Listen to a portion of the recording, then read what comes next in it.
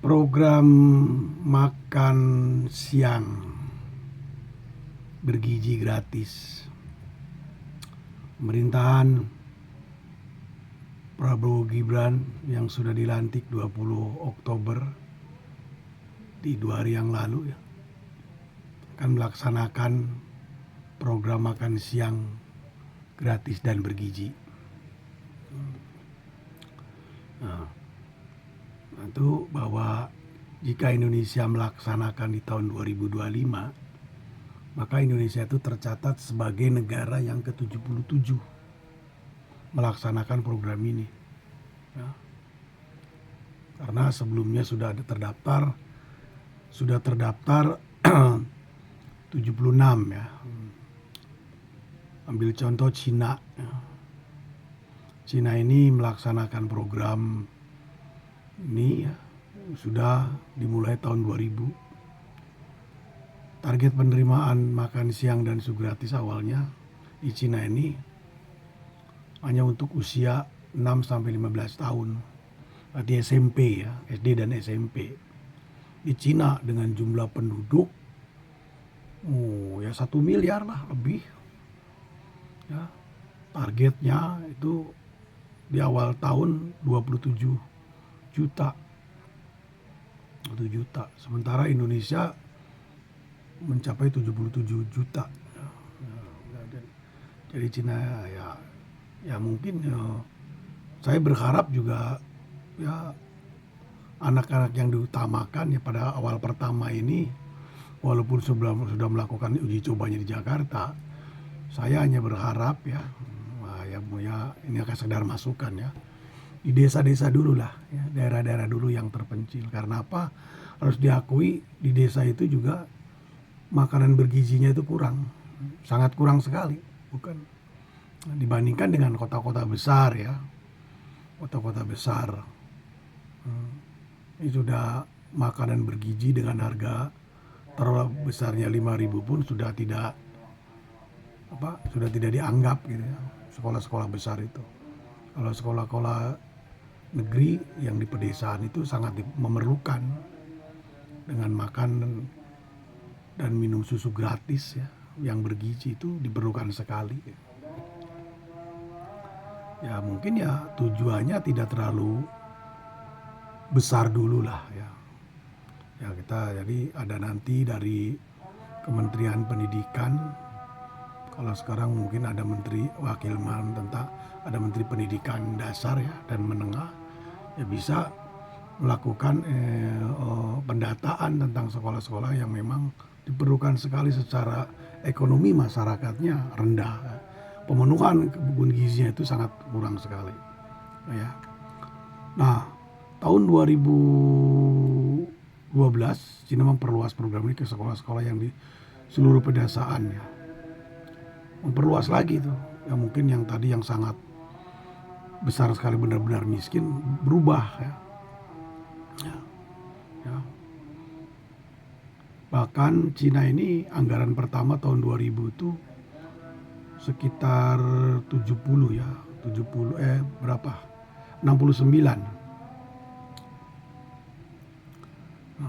69 ya. 69 juta, tapi juga untuk 10 tahun. Program ke seluruh pedesaan ini jadi kota-kota tidak dulu, pedesaan dulu.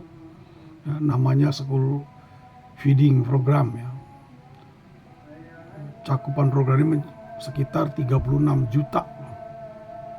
Kalau yang awalnya 27 juta kan udah 36 juta. Di tahun 2012 saya 2 tahun ya.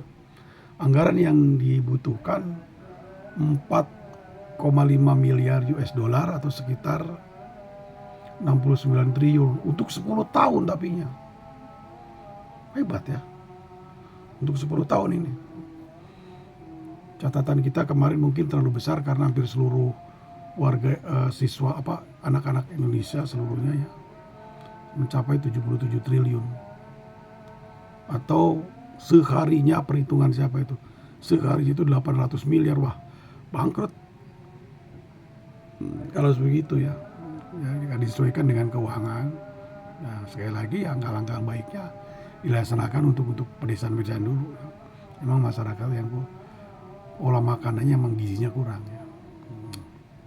Dan lihat Thailand. Kalau Thailand itu menjalankan program peningkatan konsumsi susu pada anak-anak. Itu di tahun 1984. Awalnya hanya para peternak melakukan demo ya. Peternak susu ya, melakukan demo. Akhirnya pemerintah membelinya dan susunya itu ini dibeli oleh pemerintah ya, untuk memberikan makan minum susu kepada anak-anak SD ya. Nah, kendati demikian katanya FAO ini menilai program pemberian susu gratis bagi anak-anak di Thailand itu memberikan dampak positif untuk peningkatan nutrisi dan gizi itu. Ini belum pada makanan yang bergizi, baru susu aja FAO sudah menilai meningkatkan nutrisi dan gizi. Apalagi dengan makanannya, artinya 4 sehat 5 sempurna ya, artinya kebutuhan makan, karbohidrat dan lauk-lauknya itu benar nilai gizi, tambah susu lagi ya, lebih bagus lagi ya. Menurut International Dairy Federation ya, secara umum program pemberian susu kepada anak-anak di sekolah memberikan dampak positif. Mengkonsumsi makanan padat nutrisi seperti susu yang tersedia dalam program makanan sekolah juga dikaitkan dengan peningkatan akademik dan perilaku. Waduh, orang pintar itu sudah sampai ke sana penelitiannya itu ya. Jadi bukan secara saja prestasi akademik, tapi perilakunya juga bisa. Kalau memang anak ini kekurangannya gizi dan nutrisinya, juga perilakunya bagaimana ya. Nah, kalau tercukupi ya, gizi dan nutrisinya juga, di samping ke prestasi akademik juga ada perilaku yang lain yang bagus gitu ya. Nah, mari kita melihat mencontoh keberhasilan India. Pemerintah India menyediakan makan siang gratis untuk 120 juta anak setiap hari. Ini hebat India ya, mungkin karena didorong juga oleh pendanaan ya, dana ya. Kalau dananya ada sih mau 70 juta ya, 70 juta penyediaan makanan juga nggak jadi masalah ya. Juta makan. Jika negara-negara lain mampu seyogianya Indonesia juga bisa melakukannya. India adalah salah satu contoh ya. Ya. Kisah sukses membawa implementasi program serupa telah mengubah pertanian mereka. Ya, ini dampak ya. Makanya kalau setiap pemerintah itu melaksanakan program apa itu pasti sudah dipikirkan matang-matang. Seperti contoh India. Ya, dia ngotot dengan, memang kayak mungkin saya dianggap bahwa penuhan gizi dan nutrisi kurang ya, hingga melaksanakan program makan siang gratis ini di India sampai 120 juta sehari. Dengan program makan siang gratis ini dapat menggenjot penyediaan program pangan lokal. Misalnya India berhasil meningkatkan produksi susu secara signifikan dan berubah dari importir menjadi eksportir, sobat. Yang tadinya beli menjadi menjual, istilah nama begitunya. Dan hari ini India telah berubah. Hari ini berubah di India ya. Dari produsen susu terbesar di dunia dengan 20% dari produksi susu global tuh. Sebab dari gara-gara program makan siang dan susu gratis, minum susu gratis itu merubah dampaknya bahwa India menjadi negara penghasil 20% dari produk susu global.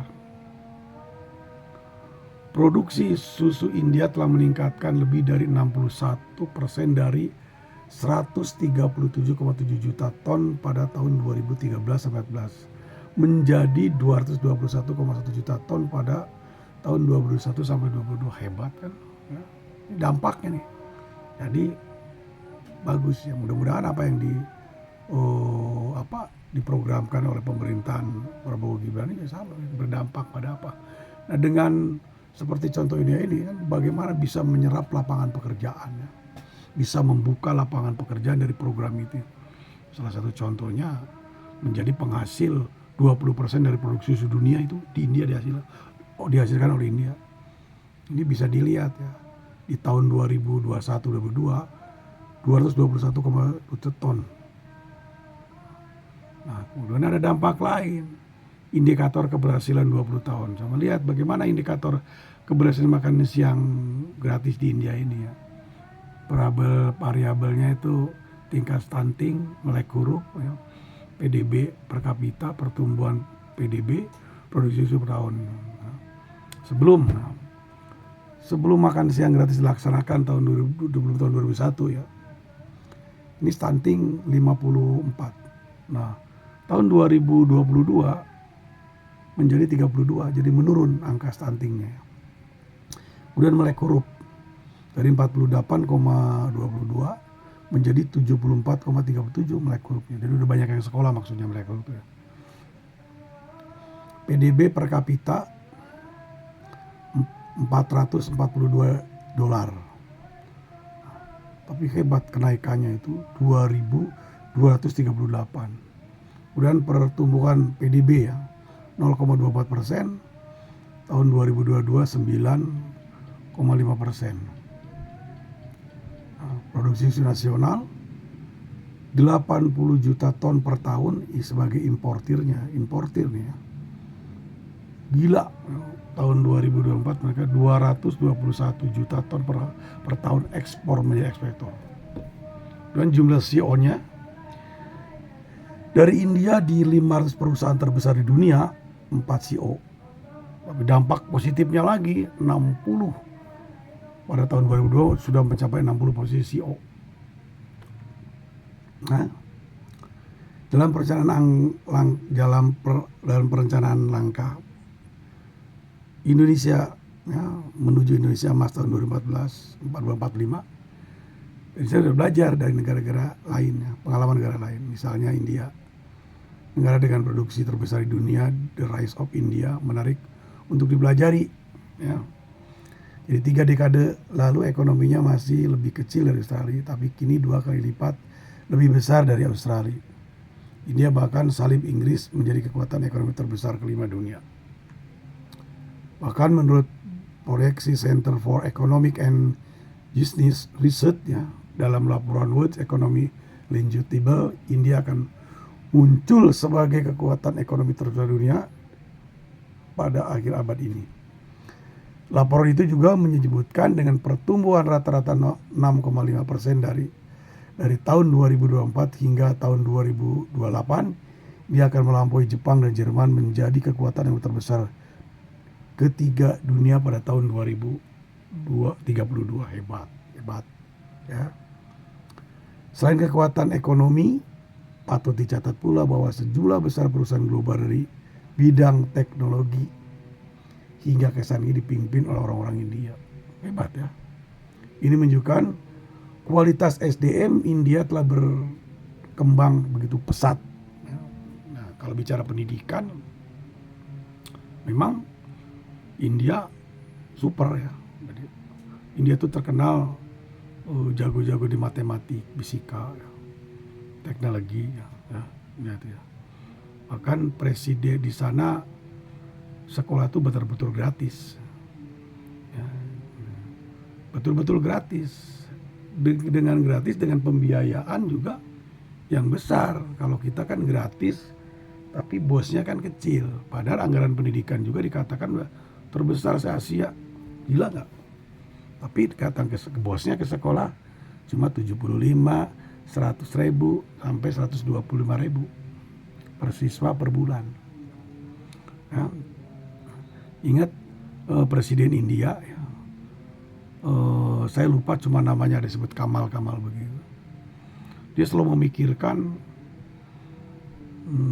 SDM India. Dia kalau berbicara pendidikan sampai selarut malam dia nggak akan ngantuk. Kalau dia pidato untuk pendidikan dia akan ketik sampai 17 halaman. Tapi kalau bicara ekonomi, bicara budaya, bicara politik, keamanan sebagainya, paling 4 halaman paling banyaknya. Nah, ini tempat India. Di sana kuliah bebas, kuliah murah ya, 2 juta per tahun. Tapi anak-anak India karena sekolahnya sudah termasuk kelasnya kelas internasional, banyak yang berebut mencari beasiswa ke luar negeri. Luar negeri ya. Makanya banyak orang-orang India di Amerika, di Jerman, di Inggris ya, di negara Eropa ya. Kemudian Indonesia jika melaksanakan program ini akan terserap, ya, akan berhasil, kemudian akan bisa menyerap 1,8 juta lapangan kerja permanen yang baru sebagian besar adalah lapangan pekerjaan untuk ibu-ibu dan menyiapkan makan di dapur-dapur sekolah. Nah, ini ya. Nah ini kalau India, karena India itu sekolah-sekolah ada pernah ada yang Harvard ya, tidak tuh, dasar 30% dari jumlah tenaga medis di Amerika adalah orang India. Itu menunjukkan apa? Bahwa pendidikan di India udah levelnya udah internasional. Itu aja sekedar pengetahuan mengenai manfaat dari makan siang gratis dan bergizi yang akan dilaksanakan oleh pemerintahan Prabowo Gibran. Semoga sukses. Terima kasih.